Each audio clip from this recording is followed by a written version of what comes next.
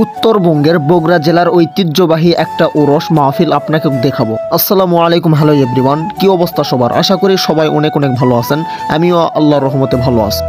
আজকে চলে যাচ্ছি উত্তরবঙ্গের বগুড়া জেলার গুকল ইউনিয়নের রামশহর এলাকায় একটা ওরস মাহফিল। যে ওরসটা বগুড়া জেলার মধ্যে একটা নামকরা ওরস মাহফিল। যে ওরসে শুধু বগুড়া জেলার লোক না, বাংলাদেশের বিভিন্ন জেলা থেকে অনেক মানুষ এই ওরস মাহফিলে আসে। এই ওরস মাহফিল শুধু একদিন না, টানা 3 দিন চলে। যে ওরস মাহফিলে প্রায় 350 থেকে 400 মন চাল রান্না করা হয়। সামনে দেখতে পাচ্ছেন কত মানুষ এখানে দাঁড়িয়ে আছে। এই দাঁড়িয়ে থাকার কারণ হচ্ছে সামনে দেখতে পাচ্ছেন যে ছোট ছোট রুম, এখান থেকে খাবারের টিফিন সংগ্রহ করা হয়। আবার সামনে দেখতে পাচ্ছেন যে এটাই সেই মাহফিলের প্যান্ডেল। আজকে প্রচুর বৃষ্টি হয়েছে, এই বৃষ্টির জন্য মানুষের থাকা একটু কষ্টকর হয়ে গেছে। এখানে রান্না করা হয় শনিবার ও রবিবার 2 দিন।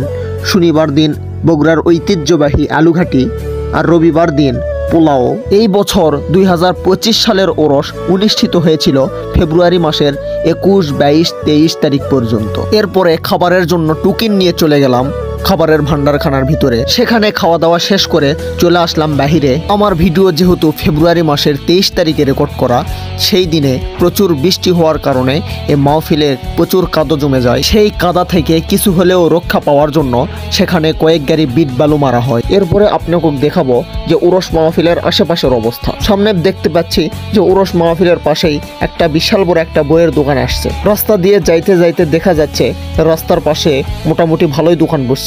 এর পাশেই দেখতেছি মহাস্থানের ঐতিহ্যবাহী সেই কটকটির দোকান। শুধু সেখানে কটকটির দোকানই ছিল না, সেখানে সকল প্রকারের জিনিসপত্র দোকানই সেখানে ছিল। প্রিয় বন্ধুরা, আজকের ভিডিওটি এই পর্যন্তই। দেখা হবে পরবর্তী কোনো ভিডিও নিয়ে। সে পর্যন্ত আপনারা সকলেই ভালো থাকেন, সুস্থ থাকেন। আল্লাহ হাফেজ, আসসালামু আলাইকুম।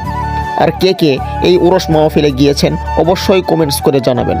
ধন্যবাদ।